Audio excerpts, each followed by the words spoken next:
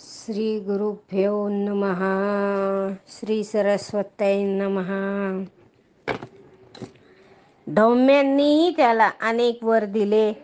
गुरुभक्त उपमन्यू पुढे महाज्ञानी ऋषी झाला.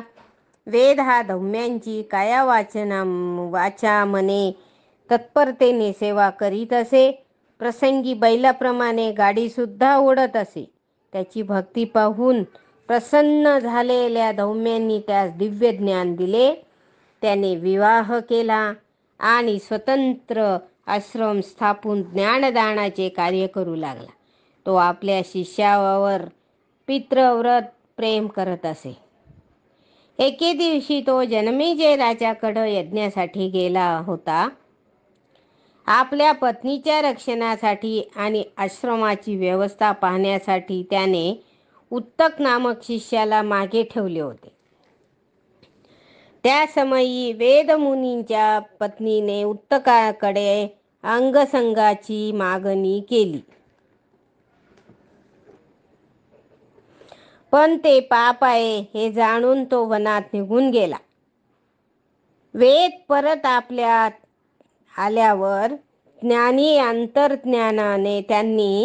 अंतर्ज्ञानाने सर्व प्रकार ओळखला. उत्तकाची सत्वशीलता पाहून त्यांना परम संतोष वाटला. त्यांनी उत्तकाला तुला सर्व प्रकारच्या विद्या व सुखे प्राप्त होतील असा आशीर्वाद दिला आणि त्याला स्वग्रही जाण्यास सांगितले. उत्तकाने गुरुदक्षिणा काय देऊ असे विचारले.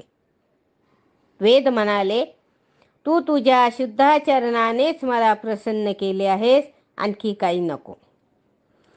ते पत्नीला म्हणाले, तुला उत्तकाकडून काही मागावयाचे असल्यास सांग.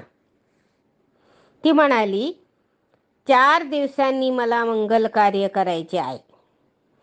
त्या प्रसंगी कानात घालण्यासाठी राजपत्नीची दिव्य कुंडले मला आणून दे. ती कुंडले फारच तेजस्वी होती. इच्छा केल्यास त्यातून अमृत स्त्रवत असे. उत्तक ते कुंडले आणण्यासाठी निघाला. वाटेत त्याला बैलावर बसलेला एक दिव्य पुरुष भेटला. त्याने उत्तकाची चौकशी केली. तो कोणत्या कार्यासाठी निघाला हे जाणून त्याने त्याच्या सर्वांगावर गोमूत्र शिंपडले आणि थोडेसे गोमय भक्षण करण्यास सांगितले.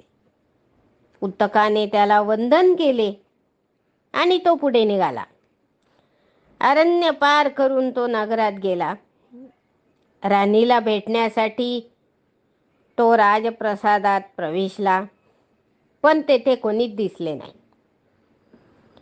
आपण उष्ट्या तोंडाने आलो म्हणून कोणीच दिसले नाही असा विचार करून तो बाहेर आला. त्याने तोंड धुतले, स्नान केले व पुन्हा प्रसादास गेला. तेव्हा मात्र राणीची भेट झाली. उत्तकाने तिची स्तुती केली. तिला सर्व वर्तमान सांगून गुरुपत्नीची इच्छा सांगितली. राणीने राजाच्या परवानगीने आपल्या कानातील कुंडले त्याला दिली व म्हणाली, हे विप्रा, ही कुंडले अमूल्य आहेत. तक्षकाने याची मागणी करूनही मी त्याला ही दिली नाहीत. ती तुला देत आहे, सांभाळून ने. राजाकडं भोजन करून उत्तक त्वरेने मार्गस्थ झाला. हे वर्तमान कळताच तक्षक गुप्तपणे त्याचा पाठलाग करू लागला. मार्गामध्ये एक विहीर होती. तहानलेल्या उत्तकाने वस्त्रात गुंडाळलेली कुंडले काठावर ठेवली आणि पाणी पिण्यासाठी विहिरीत उतरला. तेवढ्यात तक्षकाने कुंडले पळविली. ते पाहून उत्तक त्याच्या मागे धावला. त्याला येताना पाहून तक्षक एका बिळात शिरून थेट पाताळामध्ये गेला. उत्तक हतबल झाला. त्याची दया येऊन इंद्राने वज्राच्या साह्याने ते बीळ फोडले आणि उत्तकाला नागभूमी पर्यंत मार्ग करून दिला. संतापलेल्या उत्तकाने पाताळात प्रवेश केला. तेथे एक महापुरुष दिसला. त्याने उत्तकाला इंद्राची स्तुती करण्यास सांगितले. उत्तकाने तसे करताच तेथे एक पांढरा शुभ्र अश्व प्रगट झाला. तेव्हा तो पुरुष उत्तकाला म्हणाला, त्या घोड्याच्या गुदस्थानी फुंकर मार, म्हणजे तुझे काम होईल म्हण. उत्तकाने फुंकर मारताच त्या अश्वाच्या मुखातून, डोळ्यातून, कानातून अग्निज्वाळा उत्पन्न झाल्या. इतक्या की त्या भयंकर झाल्या. पाताळ धुराने कोंडातले. नागांचे प्राण कासावीस झाले त्याच्यामुळं. आणि भयभीत होऊन तक्षक शरण आला आणि त्याने उत्तकाची क्षमा मागून कुंडले परत केली. महापुरुषाने उत्तकाला त्याच घोड्यावर बसवून गुरुग्रही जाण्यास सांगितले. त्याला वंदन करून उत्तक अश्वारूढ झाला आणि त्वरेने आश्रमापाशी आला. त्याने वेदमुनींना वंदन केले. त्यांना सर्व वृत्तांत सांगितला. आणलेली दिव्य कुंडले गुरुपत्नीच्या हाती दिली. प्रसन्न झालेल्या त्या दोघांनी उत्तकाला अनेक आशीर्वाद दिले. गुरुदेवांचा निरोप घेऊन उत्तक तडक जन्मेजयाला भेटला. तो त्याला म्हणाला, राजा, तक्षकाने मला कारण नसताना छळले. तुझ्या पित्याला परीक्षिताला दंश करून त्याचा जीव घेतला, म्हणून त्याला शिक्षा झालीच पाहिजे. तू सर्पसत्र करून पितृवधाचा सूड घे म्हणे.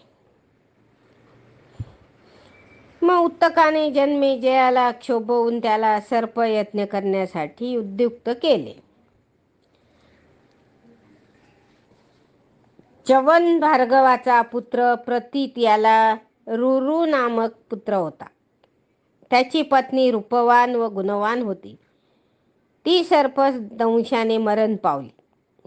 पत्नी विरहाने व्याकुळ झालेल्या रुरुने तिला जिवंत करण्यासाठी यमाची प्रार्थना केली. आपले संचित असे पुण्य सगळे अर्पण केले. प्रसन्न झालेल्या यमाने तिला जीवदान दिले. रुरुला सर्पाचा राग आला होता. त्याने वारुळे बिळे खणून असंख्य सर्प मारले. एकदा त्याची तुंदुभी नावाच्या अजगराची गाठ पडली. त्याने रुरुला प्राणरक्षणार्थ विनंती केली. तो म्हणाला, हे मुने, एकाच्या प्रमादाबद्दल सर्व सर्पावर सूड उगवू नको. मी पूर्वीच खग ऋषी मी खोटे साप करून तपस्वी ऋषींना भयभीत करत असे. म्हणून त्यांच्या शापाने मला हे रूप प्राप्त झाले आहे. आता मी काय सांगतो ते ऐक म्हणे. पूर्वी सर्पाची सर्पसत्रामध्ये सर्पकुळात भयंकर संहार होईल. तेव्हा रुरुने राग आवरून सर्पाचा नाश थांबविला. त्याच्या दर्शनाने त्या अजगराचा उद्धार झाला. तो दिव्य देहधारी होऊन स्वर्गलोकी गेला. हे ऐकून शौनकादी श्रोत्यांना सूतांनी प्रश्न केला की कद्रूने सर्पांना शाप का बरं दिला. सूत म्हणाले, कश्यपांनी दक्षकन्यका कद्रू आणि विनता यांच्याशी विवाह केला. या दोघी त्यांच्या पत्नी होत्या, कश्यप ऋषींच्या, कद्रू आणि विनता. दोघी उत्तम पतीची सेवा करीत असत. पण तेथेही सवती मत्सर होताच. कश्यप दोघींना सारखे वागवीत असत. त्यांनी कद्रूला सहस्त्र पुत्र होतील व विनतेला 2 पुत्र होतील असे वर दिले आणि ते प्रदीर्घ काळ तपश्चर्येसाठी निघून गेले. यथावकाश दोघी गर्भवती झाल्या. कद्रूने 1000 तर विनतेने 2 मोठी अंडी घातली. 500 वर्षांनी कद्रूच्या अंड्यातून 1000 भयंकर सर्प जन्मले.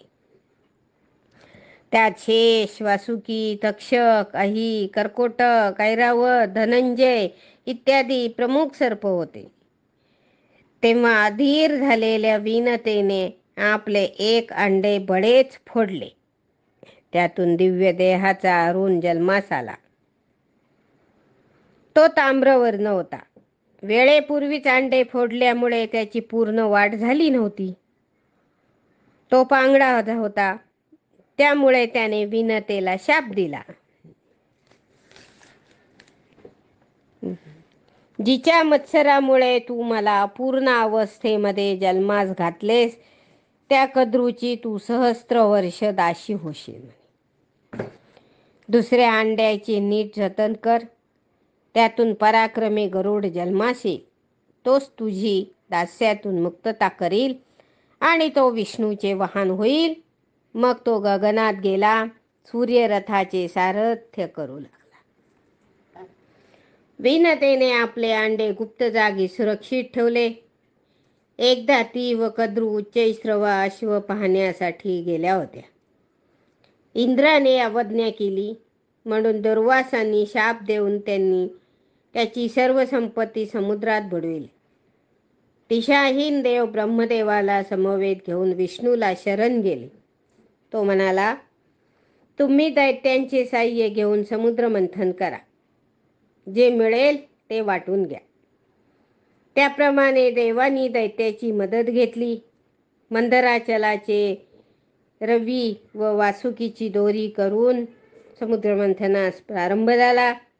विष्णूने कूर्मरूप घेऊन मंदराचलाला आधार दिला. असुरांनी वासुकीच्या मुखाकडची बाजू धरली. देवांनी शेपटीचा भाग धरला. देवासूर गर्जना करीत समुद्रमंथन करू लागले. तो ताण असह्य होऊन वासुकीच्या तोंडातून विषाचे फुत्कार बाहेर पडले आणि त्या काळाकुट्ट विषाने दैत्यांचे समूह जाळून टाकले. त्याच्या दाहाने त्रिभुवन होरपळले. जगाच्या कल्याणासाठी शंकराने ते विष प्राशन केले. त्रैलोक्य वाचले, पण शंकराचा कंठ निळा झाला, त्यामुळे त्याला नीलकंठ नाव हे पडले. समुद्रमंथनातून जी 14 रत्ने निघाली, त्यातील लक्ष्मी, कौस्तुभमणी, षाडंग धनुष्य आणि शंख विष्णूला देण्यात आले. त्याचप्रमाणे वसिष्ठांना कामधेनू, सूर्याला उच्चैःस्रव अश्व, इंद्राला त्याचे वैभव ऐरावत, पारिजातक, रंभादी अप्सरा मिळाल्या. चंद्र स्वेच्छेने आकाशात घेऊन बाहेर आला. देवांनी सर्व रत्ने घेतली म्हणून संतापलेल्या दैत्याने अमृतकुंभ पळविला. ते पाहून देव युद्धाला धावले. इंद्राने विष्णूला साकडे घातले. देव कार्य साधण्यासाठी विष्णूने मोहिनी रूप धारण केले. तिने देव आणि दैत्य सर्वांनाच भुरळ घातली. बळी हा दैत्यांचा सम्राट. मोहिनीने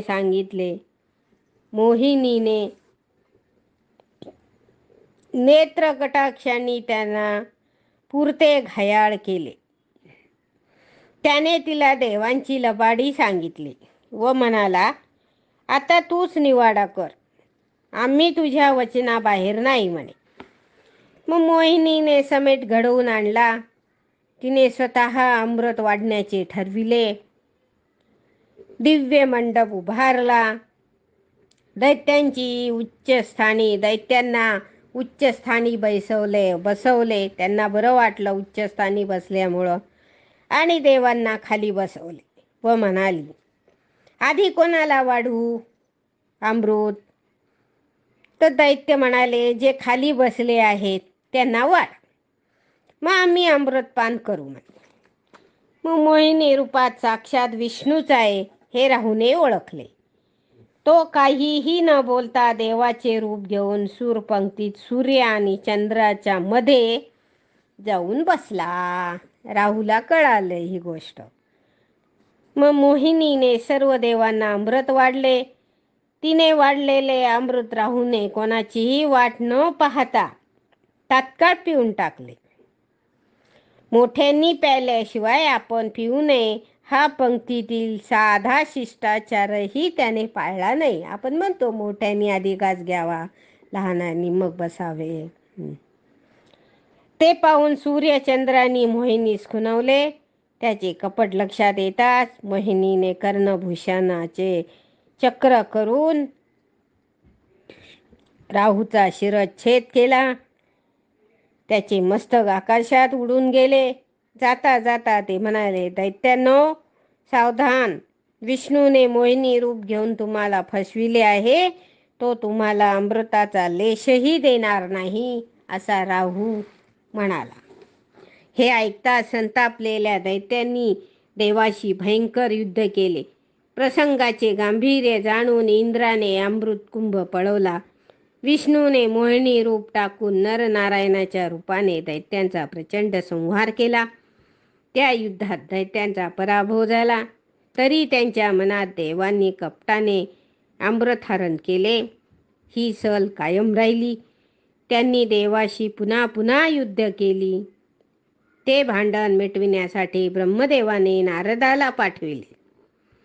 तो देवांना म्हणाला, तुम्ही असुरांना फसवून सर्व वस्तू नेल्या आणि पुन्हा त्यांच्याशीच भांडणे करता, हे काही बरोबर नाही म्हणे. तेव्हा देवांनी माघार घेतली. नारदाने मग बळीची भेट घेतली आणि म्हणाला यावेळी काळ अनुकूल नाही. तू विश्वजित यज्ञ करून इंद्रपद मिळव. तो सल्ला मानून बळी दैत्यासह स्वस्थानी परतला. तेव्हापासून राहू व केतू ग्रहण काळामध्ये सूर्यचंद्रांना ग्रासू लागले. बळीने 100 यज्ञ केले. त्यांच्या पुण्याईने हा आपले पद हिरावून घेतो की काय, अशी इंद्राला चिंता वाटू लागली. तेव्हा विष्णूचे वामन रूप घेऊन बळीने बळीकडून 3 पावले भूमी म्हणजे त्रैलोक्य मागून घेतले. विष्णूने बळीराजाकडनं आणि बळीला पाताळाचे राज्य देऊन त्याचे समाधान केले आणि इंद्रालाही निश्चित केले. हरये नमः, हरये नमः, हरये नमः. ओम नमो भगवते वासुदेवाय.